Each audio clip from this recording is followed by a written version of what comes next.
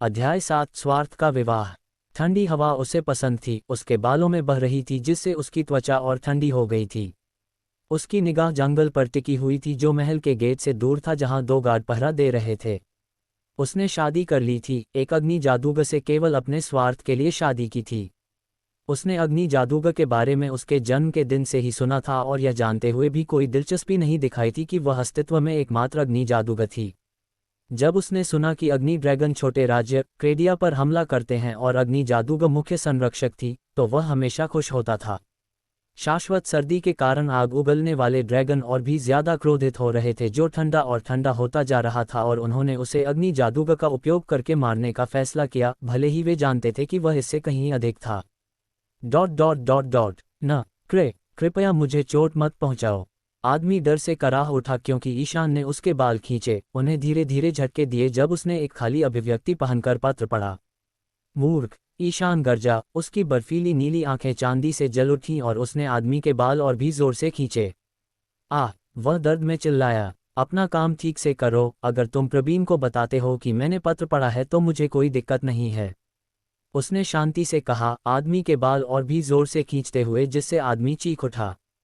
हाँ, अच्छा। उसने आदमी के बाल छोड़ दिए और आदमी आंखों में आंसू लिए खड़ा हुआ और भाग गया। दयनीय, ईशान गरजा और अपने बालों में अपनी उंगलियां फेरीं। वह जंगल के दिल में चला गया, मोटी जमी हुई झील को घूरते हुए।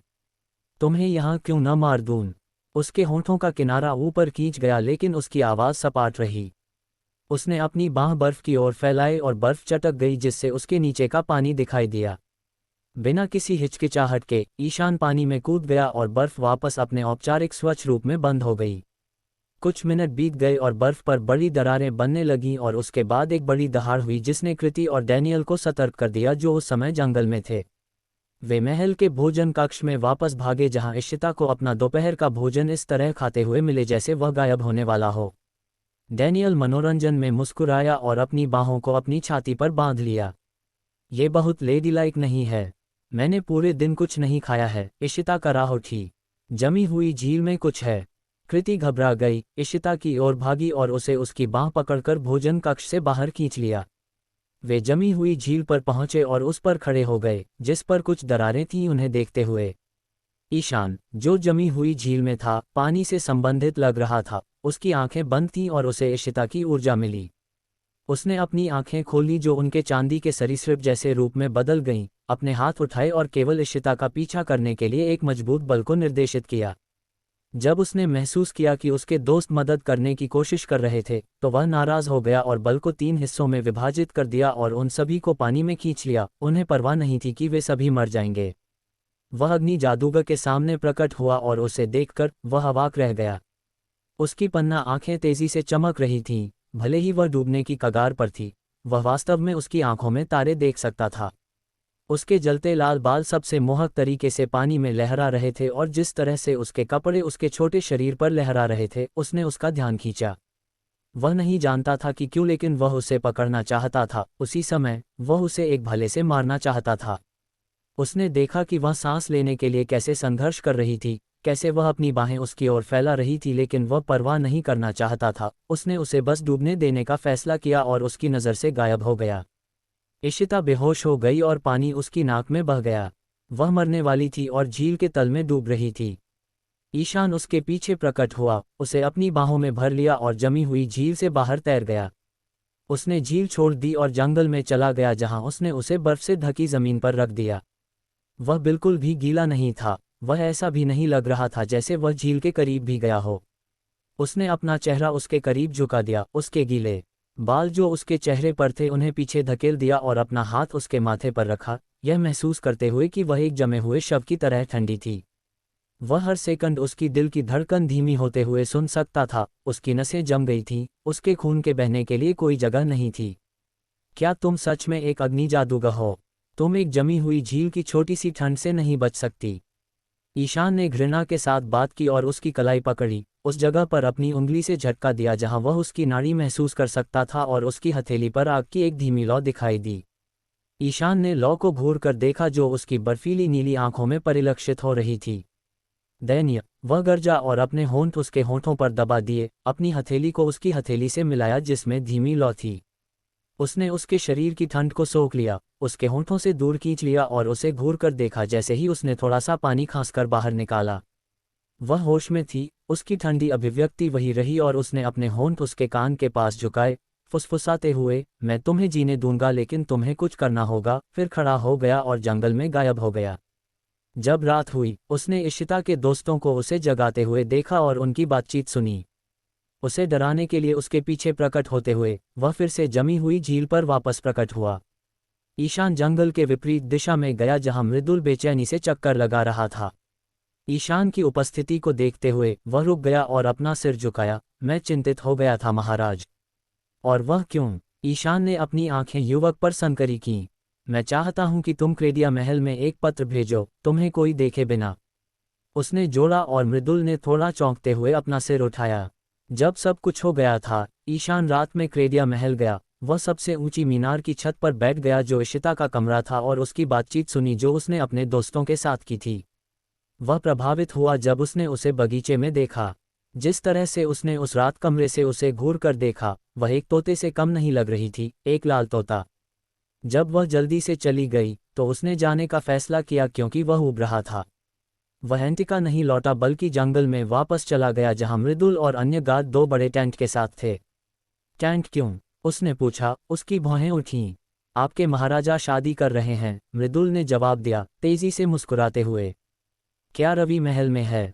मृदुल ने तेजी से पलकें झपकाईं, उसकी मुस्कान गिर गई। हाँ, उसने संदेश भेजा कि वह उस पत्र के बारे में जानता है जो प्रवीण ने भेजा था।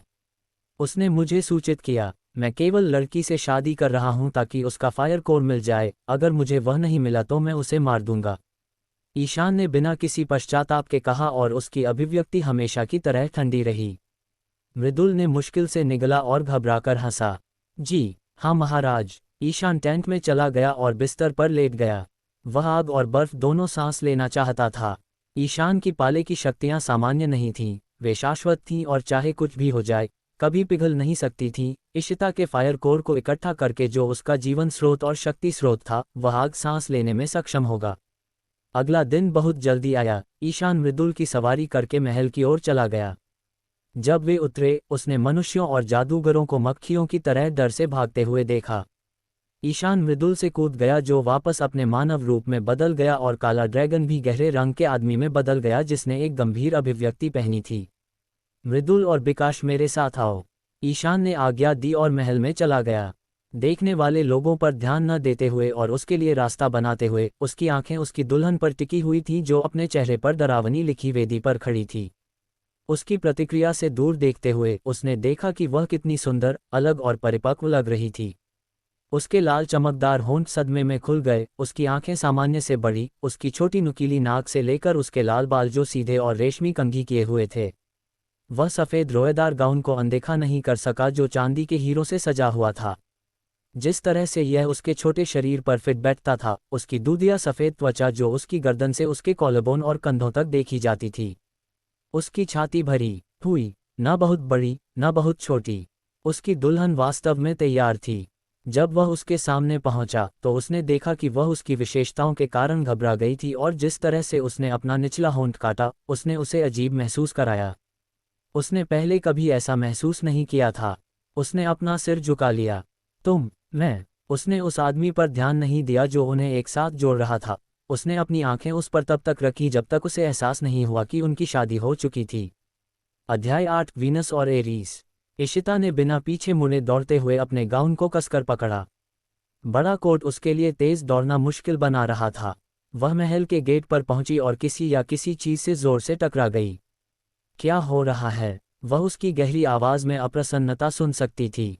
दूर हटते हुए उसने उसके ठंडे भाव वाले चेहरे को देखा। मैं नहीं चाहती कि ड्रैगन मेरी सेवा करें।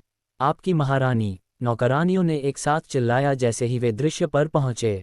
जाओ, ईशान ने उन्हें ठंडा लहजा बनाए रखते हुए कहा। उन्होंने अपना सिर झुकाया और चले गए। इशिता की ओर देखते हुए उसकी आंखें चांदी के सरीसृप जैसी आंखों में बदल गईं जो उस पर सनकरी थीं। तुम्हारी सेवा करने के लिए यहाँ कोई इंसान या जादूगर नहीं है, तोते। उसने अपना सिर टेढ़ा किया और उसके होंठों का किनारा ऊपर खींच गया, इशिता को गुस्से में देखकर। तुमने मुझसे शादी की है, एक ड्रैगन से, और मुझे मूर्ख इंसानों और जादूगरों के साथ जुड़ना पसंद नहीं है। तुम मेरे घर में हो जहाँ सिर्फ ड्रैगन हैं, मुझे परवाह नहीं होगी अगर तुम अपनी सेवा खुद करती हो। इशिता की आंखें झपकी कि वह कितना असभ्य था। वह एक बर्फ के शैतान जैसा लग रहा था। वह एक शैतान था। सबसे पहले, मुझे तोता मत कहो। दूसरी बात, तुम्हें मुझसे इस तरह बात करने का कोई अधिकार नहीं है। तीसरी बात, मैं अपनी सेवा खुद करूंगी। ये करना कोई मुश्किल काम नहीं है, आपकी महारानी, यह मेरा शरीर है, किसी और का नहीं। उसने कहा, इस बात की परवाह किए बिना कि उसके शब्द उसे नाराज कर देंगे। दुर्भाग्य से, मेरी पत्नी एक किसान से ज्यादा कुछ नहीं है। ईशान ने लापरवाही से कहा जबकि इशिता उसके शब्दों पर हाँफ उठी। और तुम बुराई के अलावा और कुछ नहीं हो। वह चिल्लाए और खुद को उस पर फेंक दिया, लेकिन उसने जल्दी से उसे चकमा दिया और उसके पीछे फिर से प्रकट हुआ, उसे कोट से पकड़ लिया। क्या? उसने आश्चर्य से चिल्लाया जैसे ही उसने अपना कोट उतार दिया और गुस्से में उसका सामना करने के लिए मुड़ी। मुझे बुराई कहने से चोट नहीं लगती, तोते, तुम्हारे शब्दों का बेकार उपयोग मुझे कभी प्रभावित नहीं कर सकता। जैसे ही उसने बात की, उसने कोट को उसकी दिशा में फेंक दिया। इशिता ने कोट को पकड़ने के बजाय जमीन पर गिरने दिया। वह विश्वास नहीं कर सकती थी कि उसने ऐसे अहंकारी आदमी से शादी की, जिसके कमेंट्स उसे काटते थे, चाहे उसने उन्हें कितना भी छिपाने की कोशिश की हो। मुझे तुम्हारे कोट की जरूरत नहीं है। उसके दांत कसे हुए थे। वह वास्तव में ठंडी थी, लेकिन वह बहुत गुस्से में भी थी। तुम कह सकती हो कि तुम महल में नहीं रहना चाहती हो। उसने आह भरी और अपने बालों में अपनी उंगलियां फेरीं। मुझे जिद्दीपन पसंद नहीं है, बस आज्ञा मानो और तुम अपनी तयशुदा समय से पहले नहीं मरोगी। तुमने मुझसे शादी मुझे मारने के लिए की। इशिता हतप्रभ थी। उसे याद आया कि उसने शादी में उसके हमले को चकमा दिया था, लेकिन जिस तरह उसका एक एजेंडा था, उसका भी था। और तुम? उसने पूछा और सिर हिलाया। तुम मेरी उम्मीद से कमज़ोर हो। तुम्हारी जीवन शक्ति लेना बहुत आसान होगा और मुझे मारने के बारे में, मुझे समझ नहीं आता कि तुमने मूर्खता से मुझसे शादी करने के लिए क्यों सहमति व्यक्त की। उन आग उगलने वाले सांपों से अपने लोगों को बचाने का फैसला। इशिता की आंखें चौड़ी हुई, फिर सिकुड़ गईं। मैं तुम्हें मार दूंगी और इस शाश्वत सर्दी को दूर कर दूंगी। उसने फुसफुसाया और ईशान की आंखें मनोरंजन से चमक उठीं। तुम्हें लगता है कि मुझे मारने से यह सर्दी दूर हो जाएगी? उसने पूछा। आवाज सामान्य से हल्की थी। इशिता ने उसे तीव्रता से घूर कर देखा। मुझे कम मत समझो, वह गरजी। मैं खुद को आग उगलने वाले ड्रैगन के साथ शामिल नहीं करता। आग उगलने वाले ड्रैगन जो मेरे साथ एंटिका में हैं, वे हैं जो समय की शुरुआत से मेरे परिवार के प्रति वफादार रहे हैं। वे मेरा पालन करते हैं और मेरी सुरक्षा में हैं। प्रवीण कमजोर है, बस मुंह भरता है और ड्रैगन राजा का पीछा करने वाली मक्खी। वह रुका, सिर हिलाया और अपने बालों में अपने हाथ फेरे। मेरा जन्म हुआ, मैं शाश्वत सर्दी लाया। अगर यह आसान होता तोते, मैं बहुत पहले मर चुका होता और मौसम सद्भाव में होते। तो मैं उसे आसान बना दूंगी। इशिता ने आत्मविश्वास से कहा। तो तुम मेरे जीवन में एक मक्खी बनोगी और मुझे तकलीफ थी कि तुम पत्नी हो। उसने अपनी आंखें घुमाईं और अपने कंधे उचकाए। इशिता ने अपनी मुट्ठी भींच ली। उसकी मांसपेशियां जम रही थीं। उसे पछतावा होने लगा कि उसने कोट क्यों हटा दिया। मैं कोई टिप्पणी नहीं करूंगी, वह कंपकंपी के साथ फुसफुसाए। अब तुम समझदार बन रही हो, तोते, उसने एक धीमी फिर भी आलसी कराह के साथ कहा।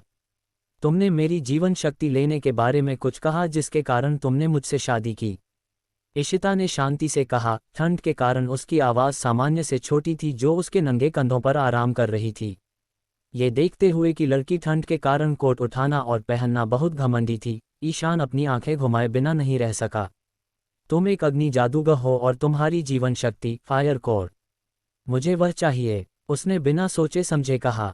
इशिता तुरंत चिल्लाई और उससे दूर भागी। तुम एक राक्षस हो, वह चिल्लाए और पीछे मुड़े बिना जंगल में भाग गई। ईशान ने उसकी पीठ को तब तक घूर कर देखा जब तक वह पेड़ों के पीछे गायब नहीं हो गई। कितनी मूर्खतापूर्ण, वीनस और एरिस वहीं अंदर हैं। तो एक मुफ्त भोजन, उसने सपाट रूप से बात की और वापस मुड़कर महल के मैदान में चला गया। एंटिका में ठंड क्रेडिया की तुलना में अधिक दमनकारी थी। इशिता वापस नहीं लौटना चाहती थी क्योंकि उसने शैतान से शादी करके खुद को ऐसी मुश्किल में डाल लिया था।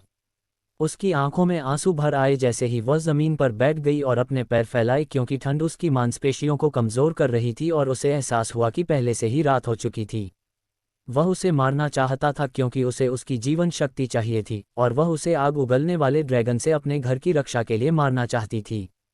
हालांकि उसे बहुत मूर्खता महसूस हुई, लेकिन वह जानती थी कि अब पीछे हटना नहीं है। वह उससे डरती थी, नहीं, वह उसके शब्दों से डरती थी। वह इतनी ठंडी आवाज़ में बोलता था और वह इतना सीधा था। उसने अपनी मुट्ठियां भींच लीं जिससे आग की कमज़ोर लपटें फूट पड़ीं। मैं उसे मार दूंगी, उसने गुस्से में चिल्लाया, फिर होंठ सिकुड़े और खुद को गर्म रखने के लिए गले लगा लिया। महल छोड़ने के बाद कई घंटे बीत चुके थे, वह पहले ही खो चुकी थी, लेकिन वह उससे दूर होकर राहत महसूस कर रही थी। वह कैसा महसूस कर रही थी, इसके कारण उसकी शक्तियां भी कमज़ोर थीं। बर्फ के ड्रैगन का घर होने के कारण एंटिका में अत्यधिक ठंड थी। उसने आह भरी और थोड़ा और सहज महसूस करने लगी जब तक कि उसने गुर्राहट और स्नार्ल्स नहीं सुने जिसने उसकी रीढ़ को सुन्न कर दिया। वह मुश्किल से अपने पैरों पर खड़ी हुई जब उसने अपने पीछे स्नार्ल्स को नज़दीक आते हुए सुना। वह अपने पीछे कुछ सुन सकती थी, इसलिए उसने अपनी आंखें बंद कर लीं और धीरे धीरे मुड़ी कि वह किससे बचेगी। उसने कराह उठी जैसे ही उसने दो काले राक्षस पैंथर को भूख से उसे घूरते हुए देखा। अचानक वह मुड़ी और हिंसक रूप से चिल्लाते हुए भाग गई।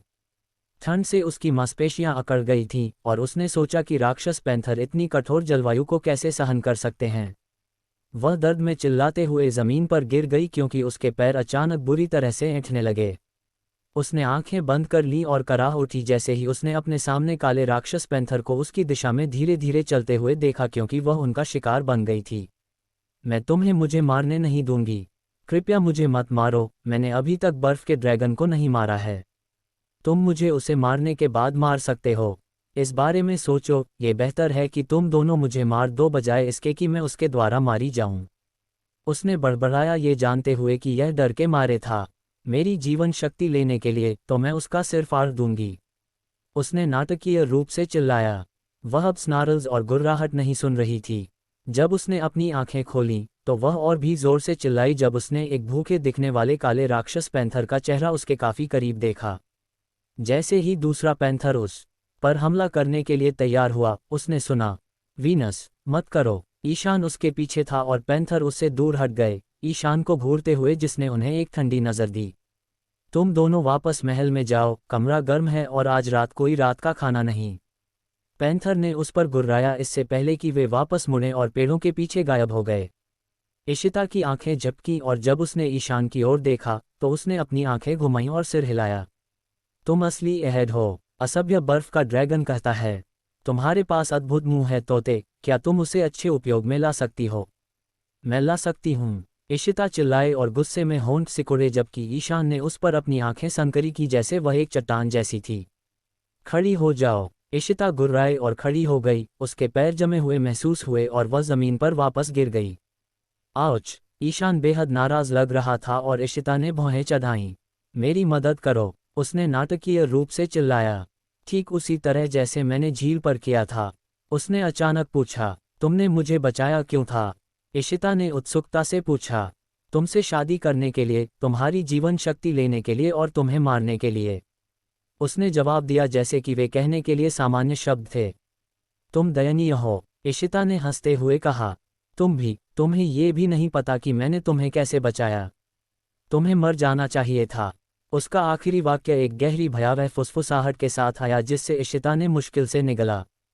तुमने मुझे कैसे बचाया? उसने उत्सुकता से पूछा। ईशान उसके सामने अपनी एड़ी पर खड़ा हुआ और अपना चेहरा उसके बेहद करीब झुका दिया जिससे उसकी आंखें चौड़ी हो गईं। तुम्हारी छाती को छूने से मुझे तुम्हारी वक्ष को छूना पड़ता। मैं अनादर नहीं करना चाहता था इसलिए मैंने तुम्हारे होंठ लिए।